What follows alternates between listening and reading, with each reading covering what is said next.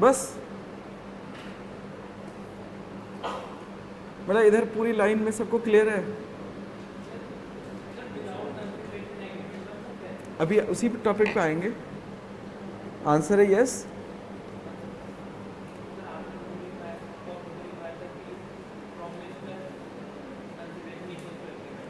General rule और exception चलो अच्छा मत पूछो, आज शुरू करते हैं, क्योंकि ये सेकंड चैप्टर मैंने बोला ना कि आपका जो बेसिक था उसके 4 इंपॉर्टेंट एलिमेंट्स थे, उसमें से ये चैप्टर कंप्लीट होते ही फिर मैं बताऊंगा कि कैसे लिखोगे और फिर मैं लिखवाऊंगा, क्योंकि जब तक तुम लोग लिखोगे नहीं ना तब तक चीज़ें मतलब क्लियर नहीं होंगी।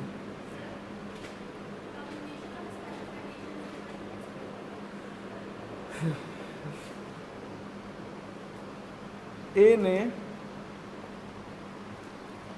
बी को अपनी वो कार जो वो टैक्सी पर्पस से यूज़ करता था उसको रिपेयरिंग के लिए दी।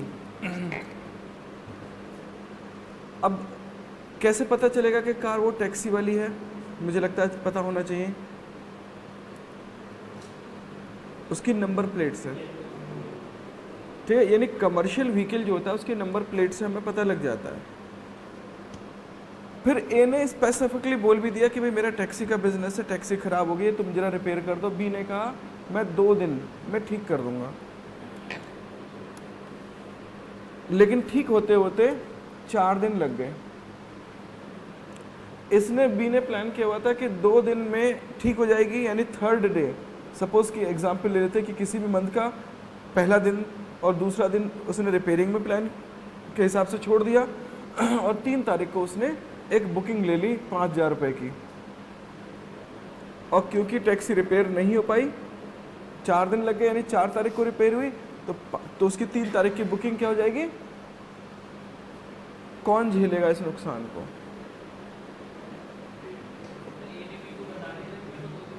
ए या बी? भाई मैंने इसलिए ना टैक्सी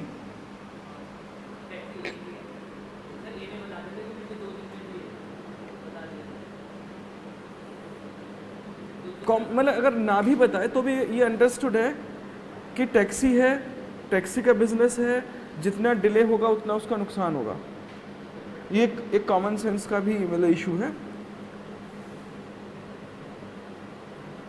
तो आंसर है कि इस ए को कोई इस नुकसान का क्लेम नहीं मिलेगा। ठीक है ना? सिचुएशन थोड़ा सा चेंज कर देते हैं। ए ने बी को अपनी टैक्सी रिपेयर करने के लिए दी, इससे पूछा कितने दिन? बोले 2 दिन। बोले 2 दिन पक्का?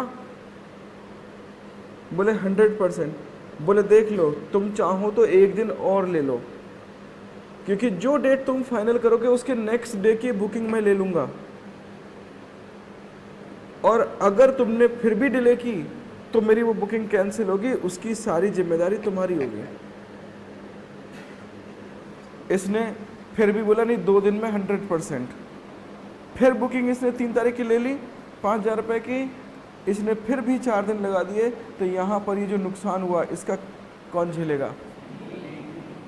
Because the special thing has been communicated. ठीक है ना? तो ऐसे ही अगर आपके कॉन्ट्रैक्ट में, आप कोई सा भी कॉन्ट्रैक्ट ले रहे हो, तो आप स्पेशल कंडीशंस को जरूर बता दो, अदरवाइज उसकी वैल्यू नहीं होगी। बहुत छोटे छोटे से एग्जाम्पल दे रहा हूँ। मैंगो का सीज़न है, आप स्पेशली बताओ कि मुझे मीठे आम चाहिए, क्यों? क्योंकि मुझे मैंगो शेक बनाना है। आप स्पेशली बता दो मुझे कच्चे आम चाहिए क्योंकि अचार बनाना है। तो these are the special conditions. यानी अगर आप कोई भी इवन छोटा सा मतलब कहना मोबाइल भी लेने जाते हो तो मोबाइल में भी आप बताते हो, क्योंकि शॉपकीपर पूछता है कि आपको किस पर्पस के लिए चाहिए। बोले कि नहीं मुझे तो शौक चाहिए, मुझे तो कैमरा पर्पस के लिए चाहिए, तो बोले वीवो ले लो, ओप्पो ले लो, मतलब वो ओप्पो जैसे, ठीक है, उसके मोबाइल के अच्छे कैमरा आ रहे हैं। मेरे जैसा कोई जाएगा तो मैं कहूँगा भाई मुझे ऐसा दे दो जिसको 4-5 दिन चार्ज ना करना पड़े, तो बोला फिर सैमसंग का गुरु ले लो, वो छोटा वाला, ठीक है ना।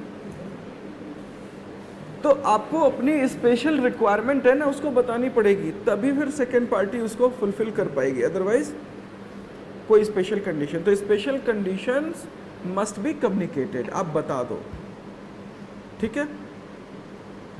चलो अच्छा लगा, एक क्वेश्चन और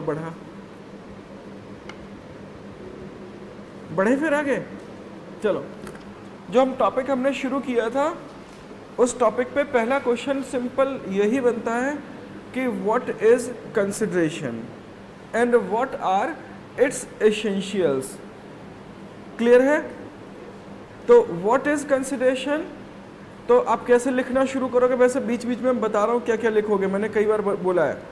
इसका आंसर कैसे लिखोगे कि consideration means something in return, ठीक है।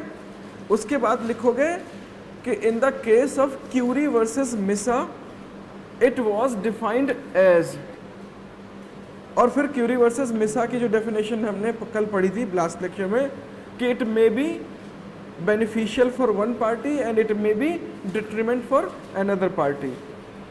याद आ गया? पढ़ा था ना ये? उसको लिखोगे।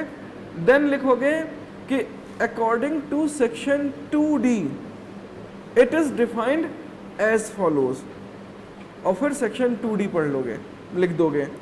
जब सेक्शन 2D लिखोगे देन लिखोगे इट्स एसेंशियल्स, और एसेंशियल में सेक्शन 2D को तोड़ तोड़ करके और एक्सप्लेन कर दोगे, आंसर पूरा हो जाता है। तो सबसे पहले हम सेक्शन 2D पढ़ते हैं। सेक्शन 2D में अब पहले ध्यान करो कि consideration means something in return, ठीक है। रोमन लैंग्वेज में इसके लिए वर्ड है क्विड प्रो क्यो, ठीक है। और इसकी डेफिनेशन में हमने क्या पढ़ा था क्यूरी वर्सेस मिसा में कि दोनों पार्टी को जरूरी नहीं बेनिफिट्स मिले, बट मिले ये जरूरी है, ठीक है। और ये कई बार पेन भी हो सकता है। क्यूरी वर्सेस मिसा मतलब इसमें यही टॉपिक था कि कंसिडरेशन को लेकर इशू था कि अब क्या मतलब अगर ए बी को कोई चीज प्रोडक्ट दे रहा है तो बी से रिटर्न में क्या कुछ मिले या ना मिले, तो उनका कुछ भी मिले जरूर। और इसमें देखो एक चीज समझ लो इसको, ए नाम का एक पर्सन एक हैवी लोड कैरी करके लेके जा रहा है, ठीक है। अब बी नाम का एक पर्सन वो कहता है कि लाओ आपकी मैं हेल्प कर दूं, लेकिन ए बिल्कुल इंटरेस्टेड नहीं है, उसे पैसे नहीं देने यानी कुली नहीं चाहिए, उसको सपोर्ट नहीं चाहिए, और ये खुद अपना लोड कैरी करने में कैपेबल भी है, ये ले जा रहा है, ये नहीं चाहता। लेकिन बी बार बार रिक्वेस्ट कर रहा है कि नहीं मैं आपकी हेल्प करना चाह रहा हूं, मैं आपसे पैसे चार्ज नहीं करूंगा।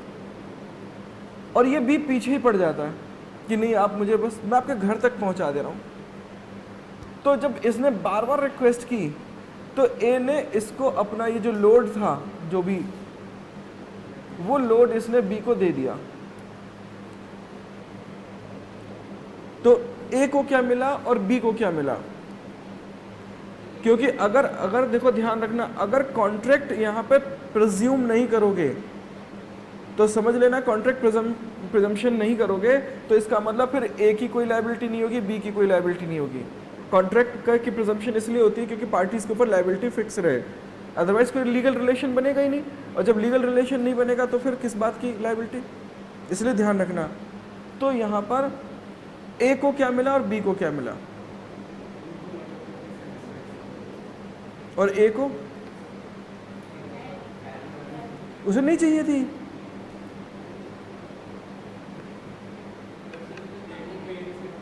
अब यहीं पे बहुत अच्छा एग्जाम्पल है ये कि बी को मिला प्रॉफिट या बेनिफिट या एडवांटेज, और बी ए को क्या मिला डेट्रीमेंट, एक पेन, एक लॉस। वर्ड वैसे बेस्ट वर्ड है यहाँ पे पेन। बी की रिक्वायरमेंट थी कि मैं किसी पर्सन की हेल्प करूं, जैसे जापान के लोग, उनकी एक ये हैबिट है कि वो वीक में एक दिन प्लान करते कि मैं कोई ना कोई नेशन के लिए, सोसाइटी के लिए कोई ना कोई आज काम करूँगा। कुछ नहीं तो एक अंधे को सड़क पार कराने के पे ही खुश हो जाते हैं वो लोग, लेकिन करते जरूर हैं।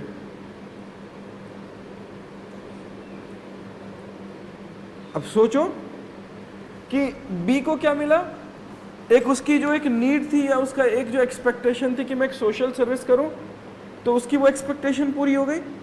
लेकिन ए को मिला डेट्रीमेंट, यानी उसको अपने प्रोडक्ट से सेपरेट होना पड़ा, उस प्रोडक्ट से जिसको वो सेपरेट करना नहीं चाहता था। थोड़ा सा इसको अगर मैं चेंज करके बोलूं कि कोई सा भी एग्जाम्पल ले लेते हैं कि सपोज ए नाम का पर्सन है और उसके पास आईफोन है और मेरे को एक पार्टी में जाना है। मैंने कहा अपना आईफोन मुझे आज रात के लिए उधार दे दो। बोले आप कुछ और मांग लो, जान मांग लो, नहीं दूंगा। क्यों? क्योंकि ये मेरे फादर ने गिफ्ट दिया है या मदर ने या किसी और ने गिफ्ट दिया है, कुछ भी समझ लो, ठीक है। तो मैं इसलिए इस आईफोन को नहीं दूंगा। मैंने कहा बस मुझे थोड़ा सा स्टाइल झाड़ना है एक रात के लिए, मैं भी सबको दिखाऊंगा पार्टी में ले करके कि देखो मेरे पास भी आईफोन है, दे दो। मैं भी पीछे पड़ गया, ठीक है ना। अंत में तुमने मजबूरन थक हार करके मेरे को वो आईफोन दे दिया, तो मुझे क्या मिला? मुझे डेट्रीमेंट नहीं, बेनिफिट मिला।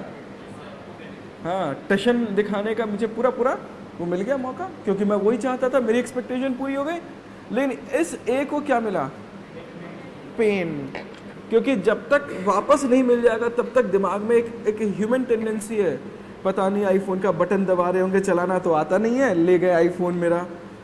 एक पेन लगा, बोले क्या पता डीजे पे उछल कूद मचाने लगे, गिर जाए और पैरों में कुचल जाए फ़ोन मेरा। यानी जब तक आपके पास वो प्रॉपर्टी रिटर्न नहीं होगी तब तक आपको एक पर्टिकुलर काइंड का पेन आपको फील होता रहेगा, ठीक है ना। उस पेन को भी कंसिडरेशन में ट्रीट किया गया है, ठीक है ना। और अगर इस पेन को कंसिडरेशन में ट्रीट नहीं करोगे तो मैं क्या लायबल हूँ रिटर्न करने को? अगर हम इसे कॉन्ट्रैक्ट में ट्रीट ना करें तो मैं लायबल नहीं हूँ, फिर वो फ़ोन में गायब कर दूंगा। इसलिए लॉ मेकर्स ने कहा कि नहीं, रिटर्न में कुछ भी नहीं मिले, इवन पेन भी हो तो that will have some value, और उस वैल्यू के बेसिस पे एक कॉन्ट्रैक्ट फिक्स हो गया। और मैं यहाँ पर जैसे ही टास्क पूरा हो जाता है मैं इस फ़ोन को रिटर्न करने के लिए बाउंड हूँ। और समझ लो एक और एग्जाम्पल, ठीक है। ये दिव्यांश, ये मैं, और एक ये शॉपकीपर, ठीक है। तुम्हारी इज्जत बढ़ा देता हूँ।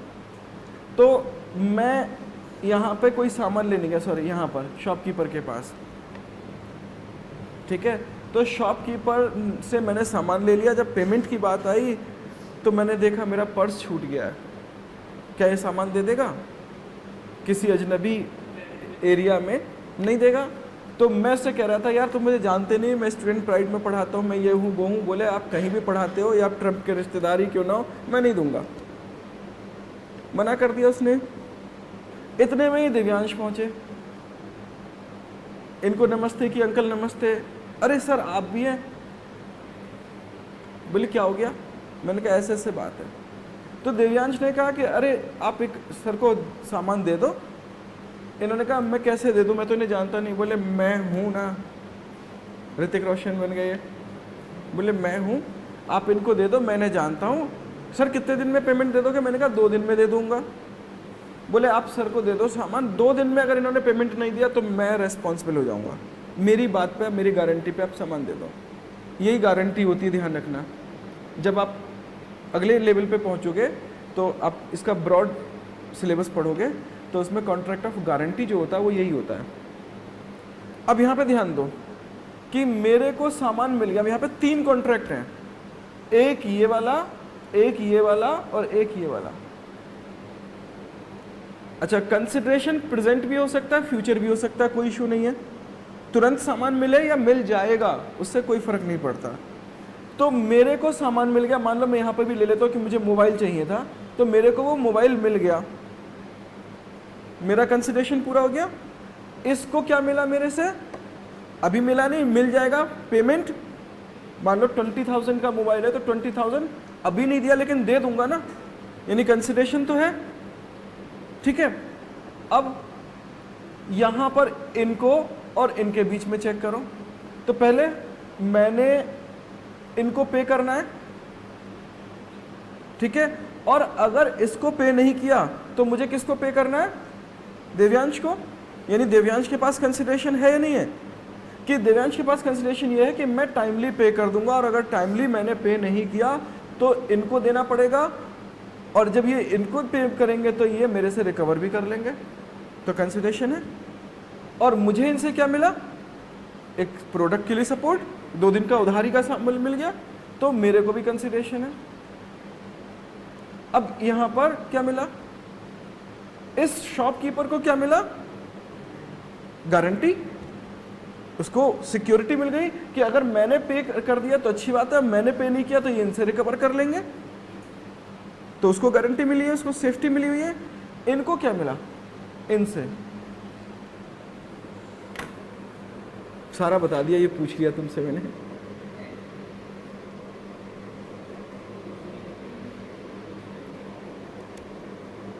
लेकिन एक चीज मिली, वो कहते हैं रेस्पेक्ट।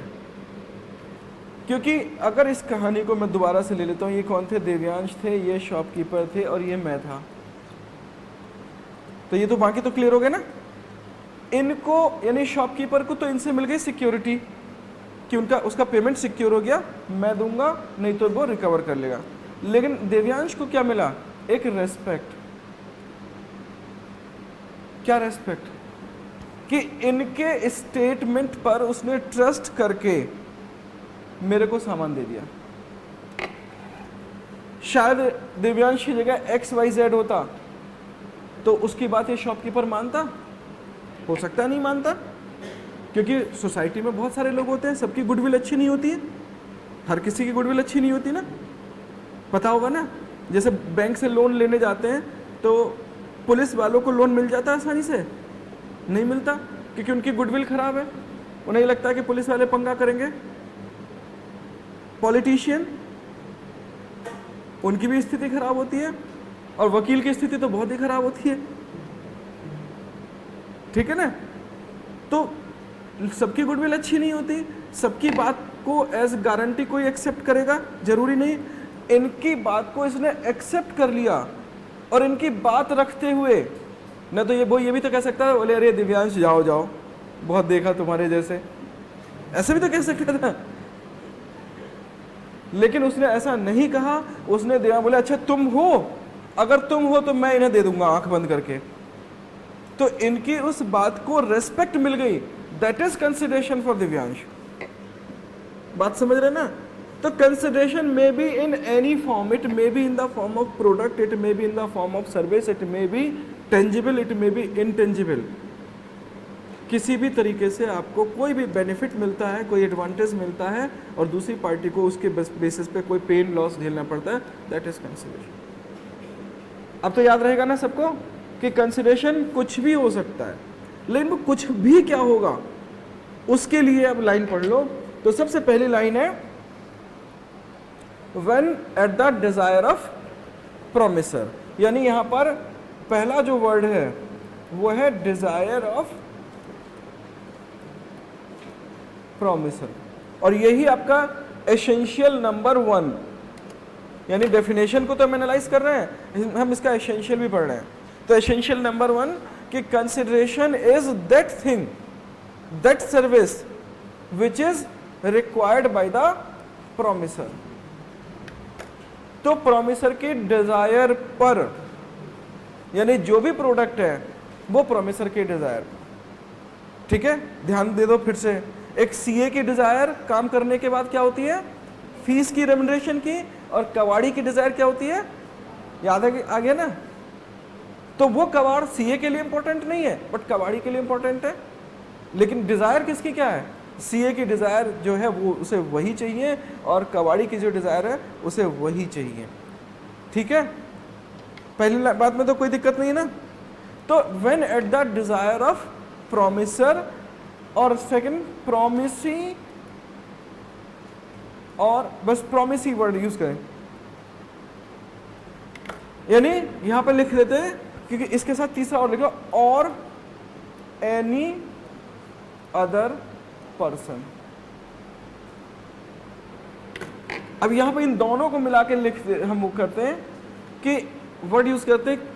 अब दो ऑप्शन हो गए ना, यानी यहां पर तो एक ही ऑप्शन है कि consideration must move at the desire promisor because the person is only one. तो what is his desire, what is his expectation, that should be given, that must be given. तो consideration is that thing which moves at the desire of promisor, but who will pay the consideration? तो there are two answers, promisee or any other person. तो when there is a choice then we use may, यानी अब इसको अगर हम बात करें तो consideration must move at the desire of promiser, क्योंकि वहां पर promiser के अलावा कोई और person नहीं है, but it may move from promisee or it may move from any other person, यानी देने के लिए promisee खुद आ जाए या कोई अदर पर्सन आ जाए, कोई प्रॉब्लम नहीं है। ठीक है, एग्जाम्पल समझ लो इसका। हमने तुम्हें कहा कि हम सीए फाउंडेशन का कोर्स पढ़ा देंगे, प्रोमिसर हो गए। हमारी डिजायर क्या है? जो भी अमाउंट था 25,000 50,000 जो भी है, तुम्हें ज्यादा पता होगा। तो सपोज 25,000, 1 रुपया कम दोगे मान जाएंगे? वो एक अलग बात है, बोलेंगे अच्छा चलो 1 रुपये समझ लेंगे, दान कर दें। और कई बार बहुत बुरा लगता है। अभी मैं एक शॉप पे सामान लेने गया, मैंने काफ़ी सामान खरीदा, तो उसने रेट टू रेट लगाया। तो मैंने कहा कि भाई मैं इतना प्रोडक्ट लिया, कुछ तो डिस्काउंट। बोले कि नहीं सर हमारे यहाँ पर कोई डिस्काउंट नहीं होता।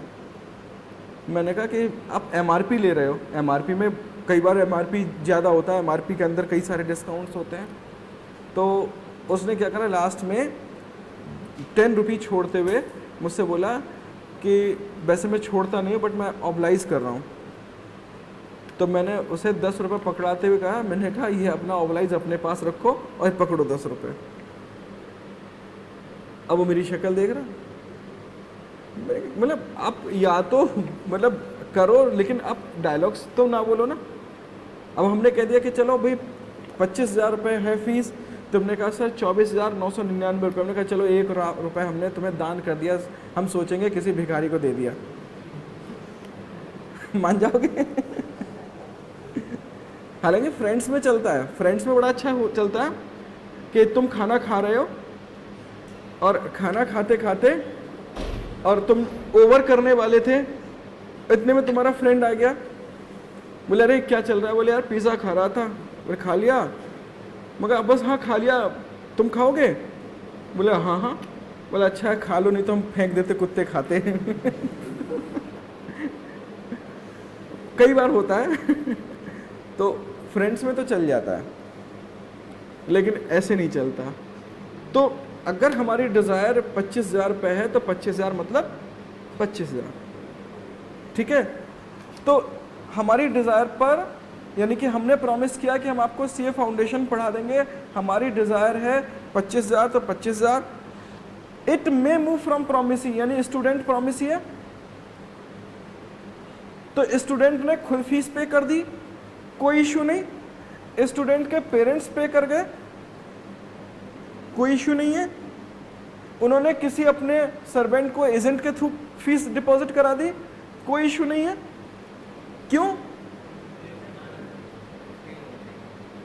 ठीक है ना। अब लेकिन चाहिए क्या? It is at the desire of promisor and it is moving from promisee और it may move from any other. अब सिचुएशन चेंज कर देते हैं। ये स्टूडेंट है और ये स्टूडेंट प्राइड है। स्टूडेंट प्राइड ने प्रॉमिस किया कि हम 25,000 रुपये देने का प्रॉमिस करते हैं, हमें सीए फाउंडेशन का कोर्स करना है। स्टूडेंट प्राइड ने कहा यस, इन्होंने फीस पे कर दी। क्या पढ़ाना है? और तो कुछ नहीं ना, क्योंकि आपने प्रॉमिस किया है इस पर्टिकुलर सर्विस को के बदले में पे करने का। तो आपको यही चाहिए। हम तुम्हें हार्वर्ड का कोर्स क्यों ना पढ़ा दें, कैम्ब्रिज का कोर्स क्यों ना पढ़ा दें, but it is not a consideration, क्योंकि आपकी डिज़ायर ही नहीं थी। आपकी डिज़ायर जो थी वो डिज़ायर वाला कोर्स ही चाहिए, ठीक है ना। लेकिन किससे बात हुई थी? गौरव सर से। पढ़ाने कौन आ गए? Nishant sir, Sunit sir, XYZ, मैं आ गया। We are not promising, we are other persons, any other person, क्योंकि उस समय तो गौरव सर से डील हो रही थी ना, ठीक है ना, याद रहेगा ना। तो it may move from any other person also. लेकिन यहीं पे एक देखो स्पेशल कंडीशन, अगर बच्चा आके बोलता है, स्टूडेंट प्राइड में आकर के बोलता है, जैसे एक्स नाम का बच्चा है और गौरव सर से आके बोलता है कि सर मुझे ये पर्टिकुलर क्लास पढ़नी है, आपसे ही पढ़नी है, उसने बोल दिया कि आपसे ही पढ़नी है, आप किसी को बुला लो। एक स्पेशल कंडीशन हो गई कि मैं आपके साथ डील करने को रेडी हूँ, बट मुझे केवल और केवल आपसे पढ़ना है, मुझे किसी और से नहीं पढ़ना है। अगर आप पढ़ाओ तो डील डन, और नहीं पढ़ा आप किसी और को हैंड ओवर करोगे, डेलीगेट करोगे, तो मुझे नहीं पढ़ना। और ऐसे बच्चे होते हैं, क्योंकि बच्चों को एक पर्टिकुलर टीचर से एक अटैचमेंट होता है, या उसकी गुडविल की वजह से बच्चा उसी पर्टिकुलर पर्सन से पढ़ने आता है। और कई बार मतलब मैंने खुद फील किया, ठीक है ना। तो इसलिए अगर आपको ऐसा चाहिए तो आप बता दो, तो फिर एनी अदर पर्सन नहीं आएगा, फिर तो प्रोमिसी खुद आएगा। Otherwise it may move from promisee और एनी अदर पर्सन। याद रहेगा। एक केस पढ़ लो, चिनैया वर्सेस रमैया का केस कहीं बुक में मिल जाएगा। हाँ, और ये नाम है, इनके मम्मी पापा ने इनका नाम ऐसा ही रखा था, तो इसलिए इनके नाम ऐसे हैं, ठीक है। हमने नहीं रखा, हमें मौका दिया होता तो हम कुछ भी रख देते, चार्ली, रॉकी, लेकिन ये भी बड़े ख़राब हो जाते हैं। जब मैं पिछले इंस्टीट्यूशन में पढ़ा रहा था तो मेरी थोड़ी सी जबान ख़राब है, मैं बोल देता हूँ बच्चों को, अगर ख़राब बच्चों को हो सकता है ख़राब भी लगे, बट अगर कोई सच बात है या कोई कमेंट है मैं बोल देता हूँ। तो एक नई क्लास मुझे मिली, अटेंडेंस मैंने लेनी शुरू की, तो ABCD करके नाम बोले जा रहे थे, एकदम से आए, बोले टिप्सी। मैंने कहा अरे टिप्सी, टिप्सी कौन है? वो लड़की बेचारी खड़ी हो गई। मैं कहा तुम्हारे मम्मी पापा को क्या तुमसे दुश्मनी थी क्या? बोले क्यों सर? मैंने कहा नाम ऐसा रख दिया। बोले नाम में क्या कमी है? मैंने कहा मेरे एक फ्रेंड के घर में एक फीमेल डॉग थी, उसका नाम था टिप्सी। तो क्लास में बेचारी के मजाक बन गई, लेकिन मैंने फिर उसे सॉरी बोला। मैंने कहा देखो मेरा आपका दिल दुखाने का इरादा नहीं था, ठीक है, बट रियलिटी थी जो मैंने बोल दी, और आपको बुरा लगे तो सॉरी। तो अब लेकिन क्या करें, मम्मी पापा ने नाम रख दिया, अब चिनैया रख दिया तो क्या करें, ठीक है, रमैया रख दिया तो क्या करें, ठीक है ना। अब ऐसे ही एक केस और पढ़ेंगे अगले इसमें, जिसमें है राजलखी देवी वर्सेस भूतनाथ मुखर्जी। अब भूतनाथ रख दिया तो क्या करें बताओ। और अगर तुमने अभी न्यूज़पेपर पढ़ा होगा तो उड़ीसा में जो साइक्लोन और वो जो स्टॉर्म आया था फैनी, तो उस दिन एक बच्चे का जन्म हुआ तो उसके माँ बाप ने उसका नाम रख दिया फैनी, ठीक है। तो अब क्या करें। बहुत सारे नाम ऐसे होते हैं जैसे मतलब जो अभी एक और भी इंसिडेंट था, तो उस दिन बच्चे का नाम भी उसी इंसिडेंट पे रखा गया था, मैं मिस कर रहा हूँ, याद आएगा तो बता दूंगा। तो मतलब लोगों को नाम रखने में कोई बने, तूफान सिंह, अब आवाज़ निकली तो जैसे तुमने पूछा अंकल क्या कर रहे हैं, बेटा मैं कुछ नहीं कर रहा। नाम क्या है उसका? ऐसा भी है।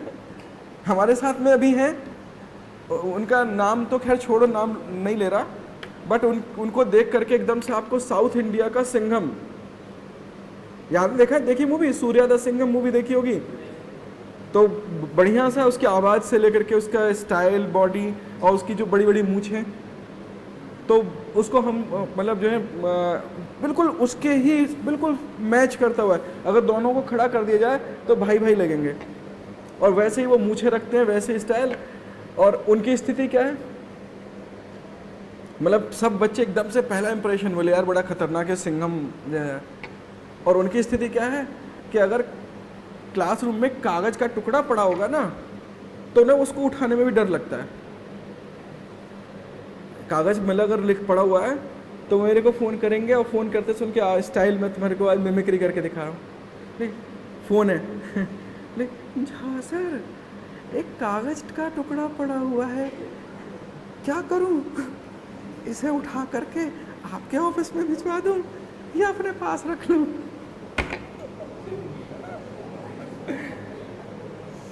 तो ऐसा ठीक है ना। तो अब चिन्नैया पे और रमैया पे कोई ऑब्जेक्शन नहीं है, जो जिसका नाम है उसे ऐसे ही छोड़ देते हैं। तो इसमें क्या स्टोरी थी कि एक पर्टिकुलर पर्सन है, मान लो ए है, वो एक ओल्ड लेडी थी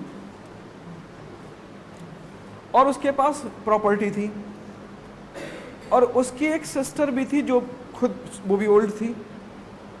तो इसको अपनी इस प्रॉपर्टी से जो भी इनकम होती हो या उसको पेंशन वेंशन जो भी मिलती हो तो वो अपनी इनकम से अपनी सिस्टर का भी ध्यान रखती थी। उसका खाना पीना रहना मेडिसिन सब उसका ध्यान उसी को रखना पड़ता था। क्योंकि ये खुद ओल्ड हो चुकी थी तो इसकी स्थिति यानी कैपेसिटी नहीं थी कि वो इतना सर्विस प्रोवाइड कर पाए। तो उसने अपनी डॉटर को ये प्रॉपर्टी गिफ्ट कर दी। और कंडीशन देखो, फिर कंडीशन, स्पेशल कंडीशन कि बेटी ये प्रॉपर्टी आज से मैं तुम्हें दे रही हूं, लेकिन मेरी एक कंडीशन है कि आपको इस प्रॉपर्टी के बदले में मेरी सिस्टर जब तक जिंदा रहेगी तब तक उसका ध्यान रखना है। इसने कहा ओके डन। जब इसने डन बोला तो इसने अपनी प्रॉपर्टी जो भी लीगल फॉर्मेलिटीज हैं उनको पूरा करते हुए इसको प्रॉपर्टी दे दी। इसने भी ले ली। जब तक ये जीवित रही तब तक तो कोई दिक्कत नहीं, तो खुद ही हेल्प कर रही थी। लेकिन इसके मरते ही इसको प्रॉब्लम हुई। ये अपनी इस भतीजी के पास पहुंचती है कि मुझे सपोर्ट दो जो तुम्हारी मदर ने कहा था। तो अब इसने कहा चलो मैं तो 500 रुपये दूंगी, जो भी उस समय का अमाउंट था 500 रुपये मान लेते हैं, हर महीने 500 रुपये देना है। तो इसने कहा मैं तो आपको 500 रुपये दूंगी, आप मुझे क्या दे रही हो? कंसिडरेशन चाहिए मेरे को, तभी तो डील होगी। तो मैं तो आपको पैसे दूंगी, आप मुझे रिटर्न में क्या दोगी? इसने कहा मेरे पास तो कुछ नहीं है, मैं तो तुम्हारी माँ पे डिपेंड थी। तो इसने बोला कि जब नो कंसिडरेशन नो कॉन्ट्रैक्ट, ये रूल याद रख लेना, नो कंसिडरेशन नो कॉन्ट्रैक्ट। तो इसने ये कह दिया कि नो कंसिडरेशन नो कॉन्ट्रैक्ट, इसलिए मैं कुछ नहीं दूंगी। लेकिन ये बेचारी परेशान फाइनली कोर्ट में चली गई। तो कोर्ट ने कहा कि consideration has already been given to you, property. तो उसने कहा प्रॉपर्टी इन्होंने थोड़ी दी मेरे को। तो कोर्ट ने कहा कि आपने प्रॉमिस किया था 500 रुपए देने का, यू आर प्रॉमिसर। तो प्रॉमिसर की डिजायर पर प्रॉमिसी और एनी अदर पर्सन, क्लियर हो गई ना बात? तो कोई भी दे सकता है। यानी आपने प्रॉमिस किया 500 रुपए का, तो उस समय कंसिडरेशन इसने नहीं दिया बट इसके बिहाफ पर इसकी सिस्टर ने दिया, तो दैट इज ओके। इसलिए consideration is important and it must move at the desire of promisor, but it may move from promisee or any other person। कोई भी दे सकता है, वो चलेगा। तो चिन्नैया वर्सेस रमैया में ये थर्ड पर्सन का एग्जाम्पल है। ठीक है, इसको हम बाकी कल और एक्सटेंड करेंगे, आज के लिए काफ़ी है।